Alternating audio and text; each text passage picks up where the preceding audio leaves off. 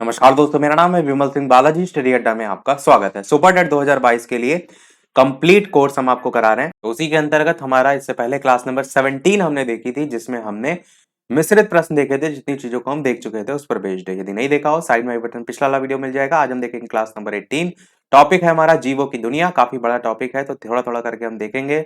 आज के इस वीडियो में टॉपिक भी देखेंगे और साथ ही साथ उस पर बेस्ड 10 प्रश्नों को भी हम प्रैक्टिस करेंगे। ये पूरा कोर्स है साइंस का, सुपर टेट का, जिसमें जीवों की दुनिया हम देख रहे हैं। इससे पहले की सारी चीजें देख चुके हैं। अलग से प्लेलिस्ट बनी हुई है, जिसमें देखकर आप इससे पहले की वीडियो देख सकते हैं।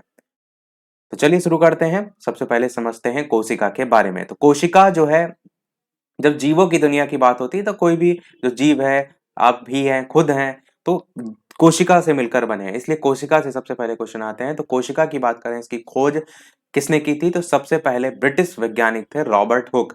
इन्होंने 1665 में जो है इसकी खोज की थी। तो कहाँ के थे? ब्रिटिश वैज्ञानिक थे। सबसे पहले आपसे पूछा जाए तो आप कहेंगे रॉबर्ट हुक ने की थी। इससे कार की जो लकड़ी होती है, जिसे हम सीसी की डॉट कहते हैं, इसमें इन्होंने स्वनिर्मित जो सूक्ष्मदर्शी था, खुद से निर्मित जो सूक्ष्मदर्शी था, उससे मधुमक्खी का जो छत्ता होता है उसकी तरीके की इन्होंने संरचना देखी थी।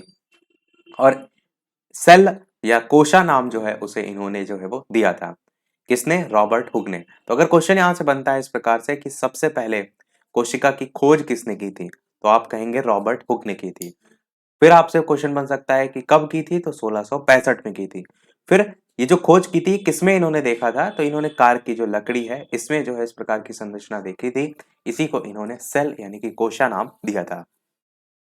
अब एक कदम आगे क्वेश्चन पूछा जाता है, वो पूछा जाता है जीवित कोशिका के संदर्भ में। तो आपसे पूछा जाए कि किसने सबसे पहले जीवित कोशिका की खोज की थी? तो ल्यूवन हॉक ने की थी। सबसे पहले तालाब के पानी के नमूने में इन्होंने जीवित कोशिका की खोज जो है वो की थी। तो यहां से दो क्वेश्चन बनते हैं, इन दोनों को आपको रट के रखना है।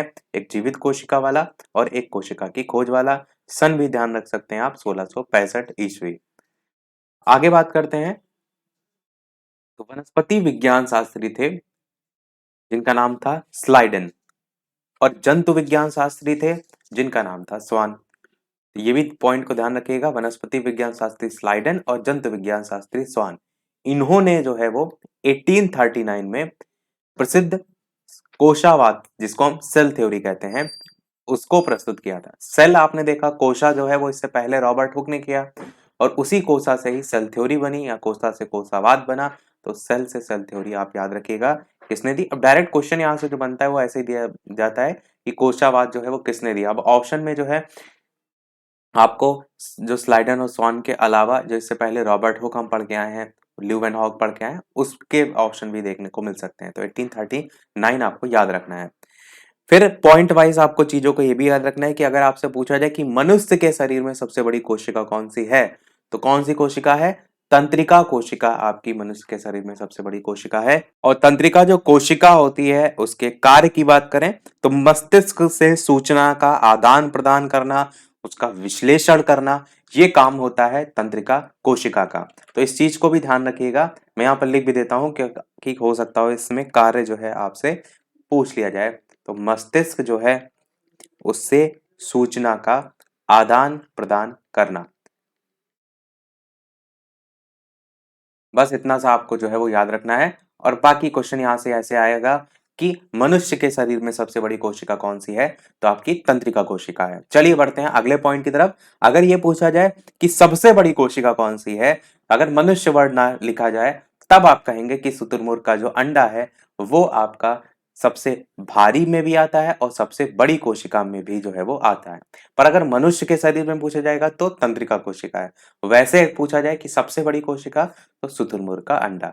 कोशावाद सिद्धांत किसने दिया? तो वनस्पति विज्ञान शास्त्री स्लाइडेन। और जंतु, ऐसा आपको अगर थोड़ा सा कंफ्यूजन हो तो कि जंतु और वनस्पति में कौन किस में आते हैं, तो जंतु में आप स्वान वर्ड देख रहे हैं, स्वान कुत्ता को कहते हैं, और जंतु जो है उसी से ही संबंधित है। तो वनस्पति तो आप आसानी से अलग कर लेंगे, क्योंकि जंतु कुत्ता होता है तो स्वान ही जो है उसको कहते हैं। तो आपका जंतु विज्ञान शास्त्री में स्वान आपके आ जाएंगे। चलिए अब बात करते हैं इसी के अंतर्गत आपके टाइप्स। तो कोशिकाओं को हमने पढ़ा कि कोशिका की खोज कैसे, किसने की, कब की, किस प्रकार की। अब कोशिकाओं के प्रकार की बात करते हैं। तो दो प्रकार की जीवों में कोशिकाएं होती हैं। एक होती है प्रोकैरियोटिक और एक होती है यूकैरियोटिक। इस चीजों को समझिए कि जो कोशिकाएं हैं इसमें अलग अलग हिस्से होते हैं। जैसे एक कोशिका मैंने ले ली, इस कोशिका में अलग अलग केंद्रक और बाहरी आवरण, अंदर आवरण, ये सारी चीजें आपको देखने को मिलेंगी। एक एक करके हम चीजों को समझेंगे। पहले कोशिकाओं के टाइप को समझते हैं, फिर कोशिकाओं की जो संरचना होती है उसमें कौन कौन से भाग होते हैं उनको देखेंगे।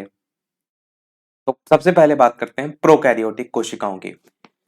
तो ये जो होती हैं कोशिकाएं रचनात्मक रूप में जो है वो विकसित होती हैं। इन कोशिकाओं में आपको जो याद करना है, रखना है, वो याद रखना है कि केंद्रक कला जो होता है, जिसको हम कहते हैं न्यूक्लियर मेम्ब्रेन जो है वो आपका अनुपस्थित होता है, यानी कि जो है वो नहीं होता है। जिसके कारण केंद्रक में पाए जाने वाले पदार्थ जैसे कि आपका प्रोटीन हो गया, डीएनए हो गया। डीएनए की फुल फॉर्म क्या होती है? तो डीऑक्सी राइबोन्यूक्लिक अम्ल होती है, और आरएनए की राइबोन्यूक्लिक अम्ल होती है। तो ये जो है वो कोशा जो द्रव्य होता है इसी में जो है वो तैरते रहते हैं। अभी आगे हम चित्र भी आपको दिखाएंगे। तो केंद्र आपको इतना केवल याद रखना है इसमें कि ये जो कोशिकाएं होती हैं इनमें केंद्रक कला नहीं होता है। और जब केंद्रक कला यानी कि न्यूक्लियर मेम्ब्रेन नहीं होती है, तो जो केंद्रक में पाए जाने वाले पदार्थ होते हैं, ये जैसे प्रोटीन, डीएनए, आरएनए, ये सब केंद्रक में पाए जाते हैं। तो ये जो है वो केंद्रक तो कला है नहीं, तो केंद्रक कला ना होने के कारण कोशिका जो द्रव है इसी में जो है ये तैरते रहते हैं। आगे बात करते हैं, तो इनमें जो विकसित कोशिकांग होते हैं वो भी जो है वो नहीं होते हैं। विकसित कोशिकांग सेल ऑर्गन में जैसे गोल्जी तंत्र हो गया, माइटोकॉन्ड्रिया हो गया, तारक काय हो गया, इनका भी जो है वो अभाव देखने को जो है वो मिलता है। तो दो चीजें आपने यहाँ पर मेनली फोकस करी कि केंद्रक कला यानी कि न्यूक्लियर मेम्ब्रेन जो है वो भी आपका नहीं होता है, और इसमें जो विकसित कोशिकांग होते हैं वो भी जो है आपके नहीं होते हैं। और लास्ट पॉइंट इसमें ये भी आपको याद रखना है कि इस प्रकार की कोशिकाएं जो है वो किसमें? तो जीवाणु और नीले हरे शैवालों में जो है वो पाई जाती हैं। इस प्रकार की कोशिकाएं जीवाणु यानी कि बैक्टीरिया और नीले हरे शैवालों यानी कि ब्लू ग्रीन एल्गाई में जो है वो पाई जाती हैं। तो बस इतना सा प्रोकैरियोटिक में आप देखते हैं। जस्ट इसका अपोजिट आपको यूकैरियोटिक में देखने को जो है वो मिलता है। यूकैरियोटिक कोशिकाएं ये रचनात्मक आधार पर पूर्ण विकसित होती हैं, और इसमें अगर बात करें तो इन कोशिकाओं में पूर्ण विकसित केंद्रक जो है और के कोशिकांग जो है वो होता है। वहां पर हमने प्रोकैरियोटिक में देखा था कि ये जो है नहीं होता था, और यहां पर आप देख रहे हैं कि होता है।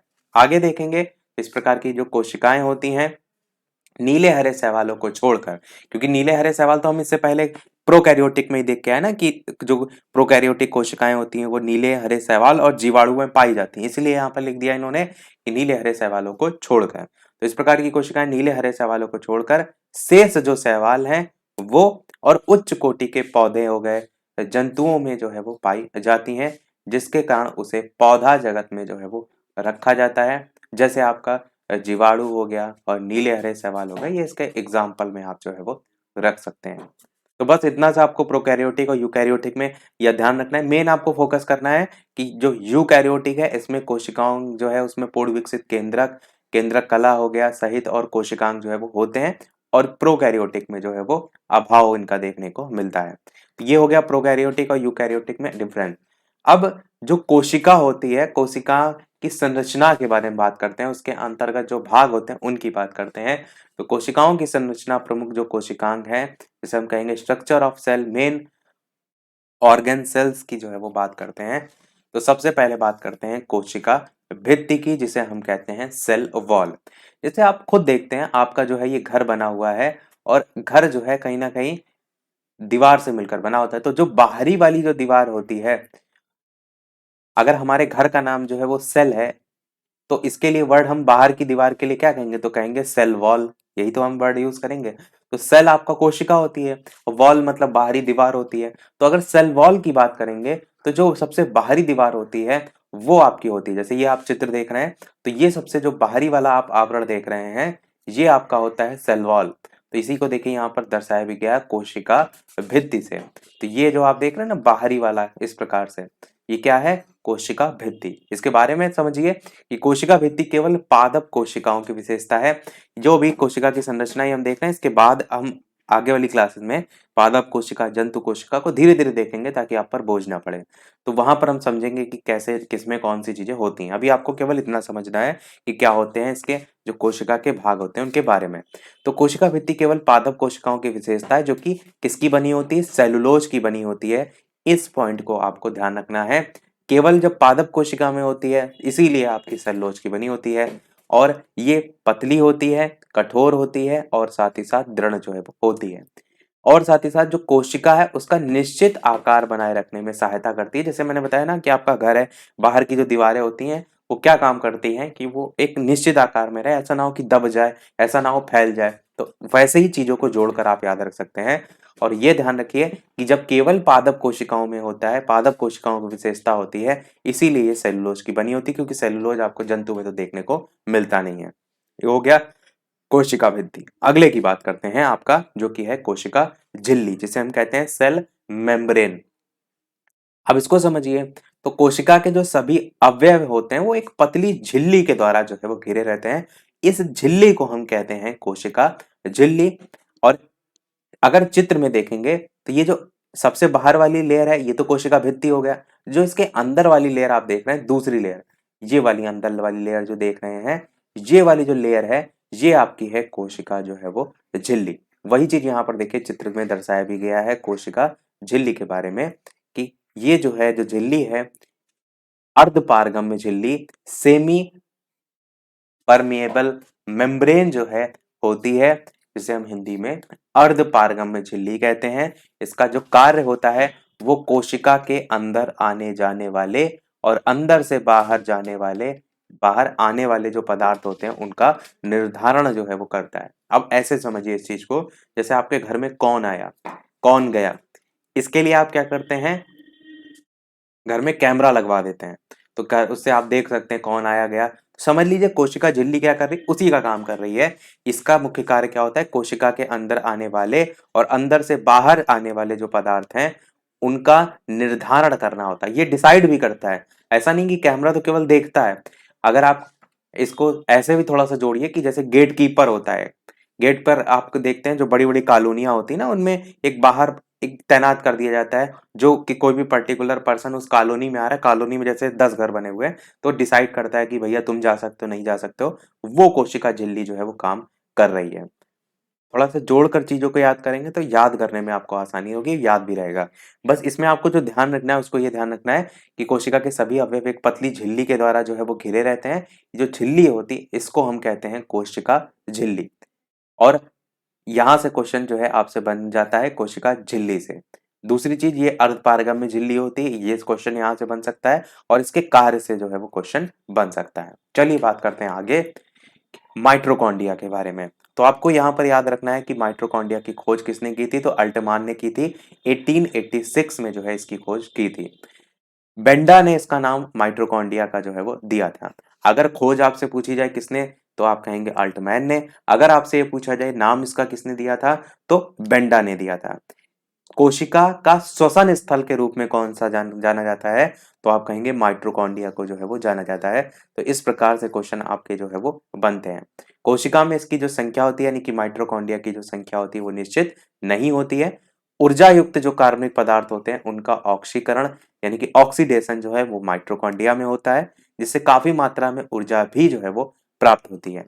अब अगला क्वेश्चन यहाँ से ये बनता है कि माइटोकॉन्ड्रिया जो है इसको कोशिका का शक्ति केंद्र यानी कि पावर हाउस ऑफ सेल जो है वो भी जो है वो कहते हैं। और आपने ये भी समझा कि कैसे ये कोशिका में पावर आती है, ऊर्जा कैसे आती है। तो ऊर्जा युक्त जो कार्बनिक पदार्थ है उनका ऑक्सीकरण होता है माइटोकॉन्ड्रिया में, तो इसी से काफी मात्रा में ऊर्जा जो है वो प्राप्त होती है।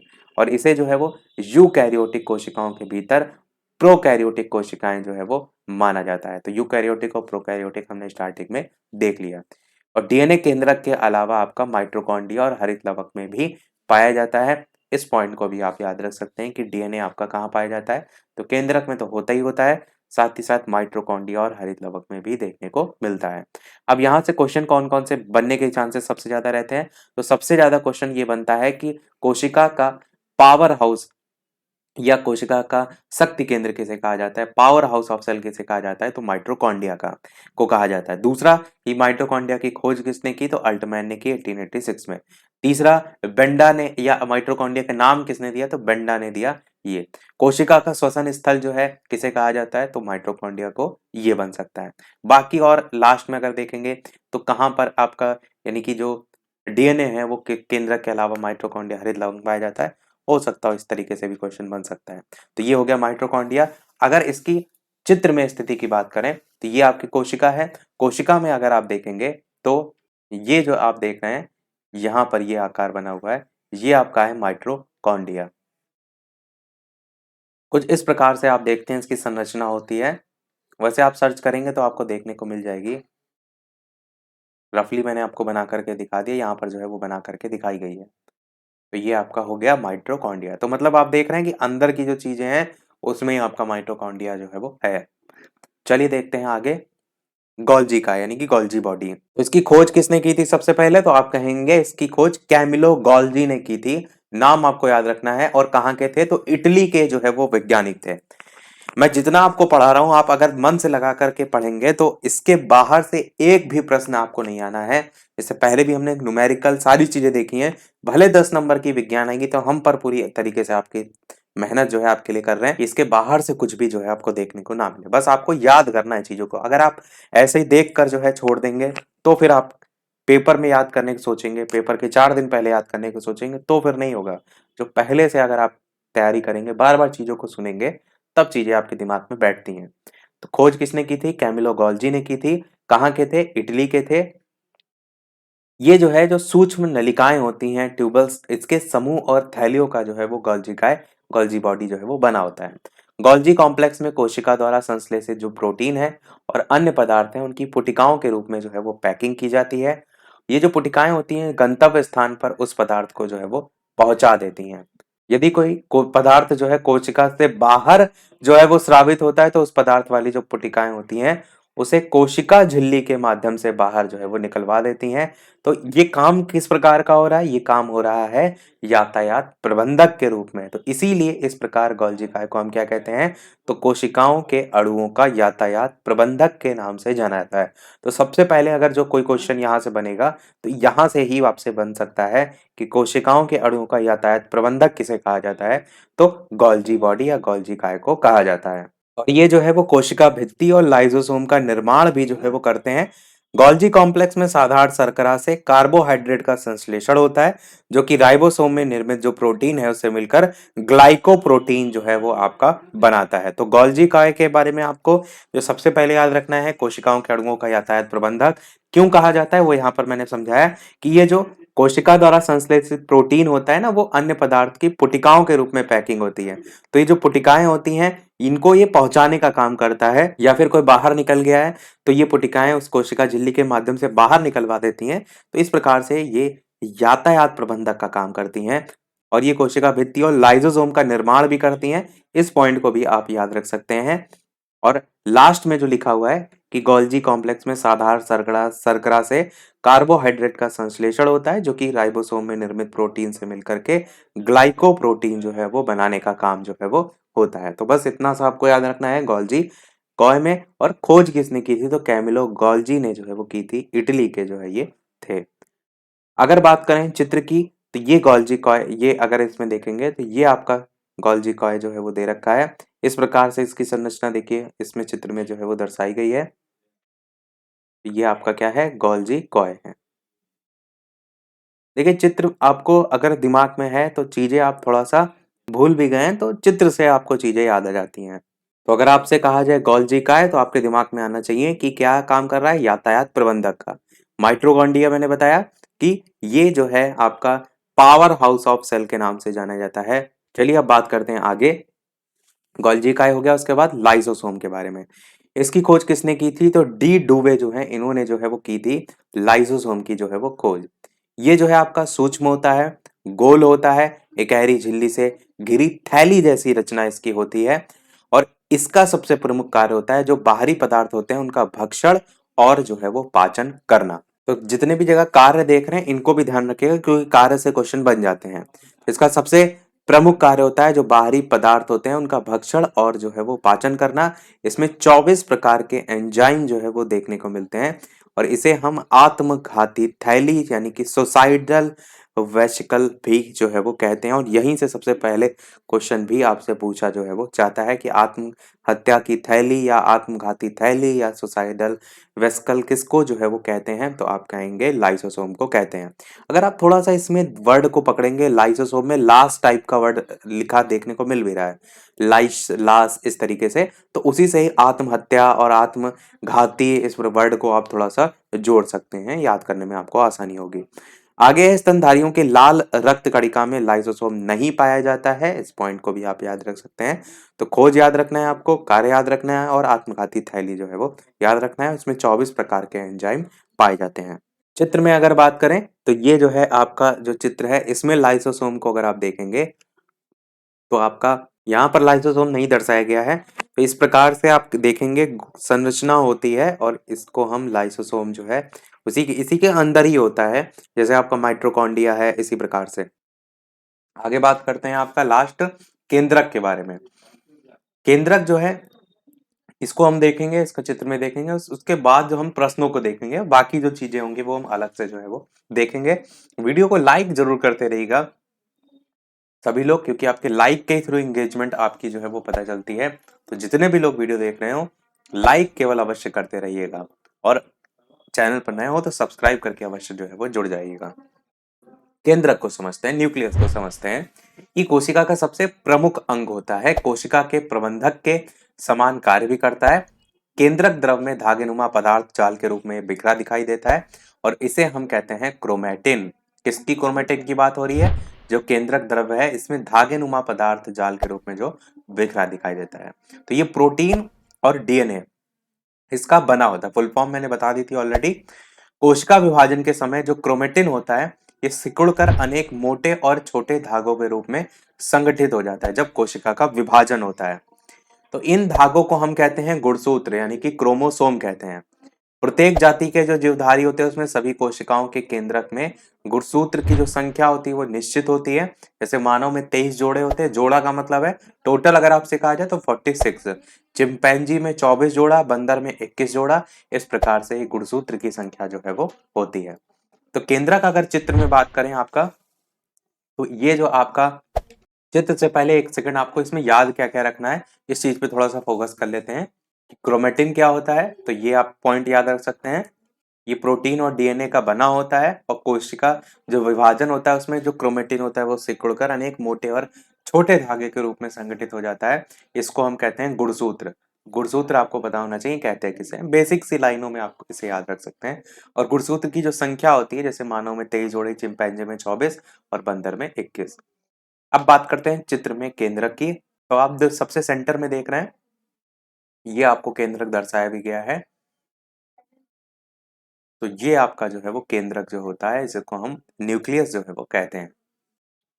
तो ये हो गया आपका केंद्रक के बारे में।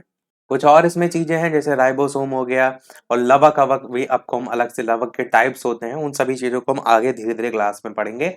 अब हम देखते हैं जितनी भी चीजें हमने पढ़ी इस पर बेस्ड प्रश्न। तो टोटल 10 प्रश्न हम जो है वो देखेंगे और लास्ट में एक क्वेश्चन हम आपसे भी जो है वो पूछेंगे। तो सबसे पहला प्रश्न है कि कोशिका के वैज्ञानिक अध्ययन को क्या नाम दिया जाता है? फिजियोलॉजी, हिस्टोलॉजी, साइटोलॉजी या टेक्सोनॉमी? किसी ने कमेंट भी किया था कि बहुत ज्यादा जो है चीजें एक बार में याद नहीं हो पाती, तो हम क्या करेंगे, चीजों को थोड़ा थोड़ा करके देखेंगे, एक बार में सारी चीजें नहीं देख रहे हैं। तो कोशिका के वैज्ञानिक अध्ययन को क्या कहते हैं? Physiology, histology, cytology, taxonomy? कौन सा इनमें से सही होगा? चलिए आंसर की बात करते हैं। तो इसे हम साइटोलॉजी जो है वो कहते हैं। देखिए इस क्वेश्चन को हमने जो इससे पहले पढ़ा चीजें उसमें कवर नहीं किया, इसलिए हमने इसको प्रश्नों के साथ जो है वो कवर कर दिया। तो आपको याद रखना है कोशिका यानी कि सेल के वैज्ञानिक अध्ययन को साइटोलॉजी जो है वो कहते हैं। ऐसे डायरेक्ट क्वेश्चन आते हैं और भी बहुत से अलग अलग जो है वो जो वैज्ञानिक अध्ययन है उनसे क्वेश्चन आते हैं। दूसरा प्रश्न है मानव शरीर में कोशिकाओं की खोज किसने जो है वो की? मैंने बताया कि जब जीवित कोशिका की बात हो तब आपको याद रखना है लीवेनहॉक का नाम।